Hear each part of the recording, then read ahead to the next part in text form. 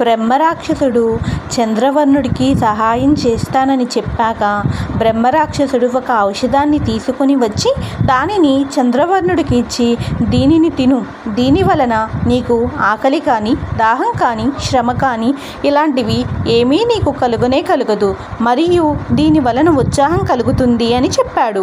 ఆ బ్రాహ్మణుడు సంతోషించి బత్తితో దానిని తీసుకొని భుజించి ఆహార నిద్రల నుండి సంకటం లేనివాడు అయ్యాడు. బ్రహ్మరాక్షసుడు చంద్రవర్ణుడితో, ఈ ఔషధ ప్రభావం వలన నీకు నా దగ్గర విద్యాభ్యాసం చేస్తున్నంతకాలం ఆకలి తప్పులు నిద్ర కలుగదు, కానీ తరువాత అన్నీ యథాప్రకారం సంభవించును, ఇంకా ఏ వ్యసనం లేకుండా అభ్యసించు అని చెప్పి రావి ఆకును ఒకదానిని తీసుకొని దానిపై శ్లోకాలు లిఖించి వాటి తాత్పర్యం చెప్పి, ప్రతిదినం ఇలాగే ఈ సమయానికి నేను చెట్టు దిగి వచ్చి కొలనులో స్నానం చేసి నా నిత్యకృత్యాలను తీర్చుకొని నీ దగ్గరకు వచ్చి నీకు కొత్త పాఠం చెప్పి వెళ్తాను.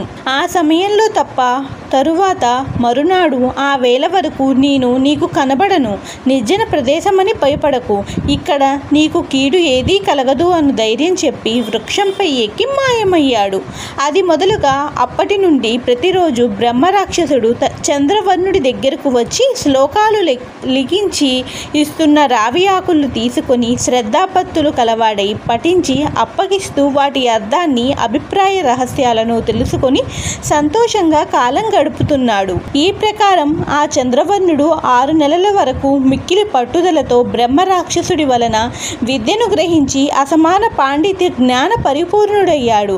బ్రాహ్మణుడు పండితుడు అవ్వడం వలన నిర్ణయించిన కాలం తరువాత ఆ బ్రహ్మరాక్షసుడు చంద్రవర్ణుడితో ఇలా అన్నాడు: చంద్రవర్ణ, నాకు తెలిసినంతవరకు సర్వ రహస్యాలను బోధించి నిన్ను నేను గొప్ప పండితుడిని చేశాను. నేను నిర్ణయించిన 6 మాసాల కాలం ముగిసిపోయింది. నా వలన నీకు విద్య లభించింది, నీ వలన నాకు శాప విముక్తి అయింది. ఇంకా నేను ఈ రూపం విడిచి దివ్యదేహం దాల్చి స్వర్గానికి వెళ్తాను. నువ్వు నీ గ్రామానికి వెళ్ళి వివాహితుడిపై సకల ఐశ్వర్యాలు కలిగి పుత్ర పౌత్రాభిలతో వృద్ధి చెంది సంతోషంతో నిత్య భోగాలను అనుభవించు అని ఆశీర్వదించాడు. చంద్రవర్ణుడు మహాభక్తితో గురువుకి ప్రదక్షిణా నమస్కారాలు చేసి, మహానుభావ, మీ కృప వలన నా కోరిక తీరి కృతజ్ఞుణ్ణి అయ్యాను. తగిన గురువు దొరకాలి అనే కోరిక నేను పోగొట్టుకుంటున్న సమయంలో మీరు నా యందు దయ చూపి నన్ను చేరదీసి నన్ను విద్వాంసుణ్ణి చేసి పుణ్యం కట్టుకున్నారు. భగవంతుడి ఆజ్ఞానుసారం ప్రవర్తించగలను అని వినయంగా విన్నవించాడు.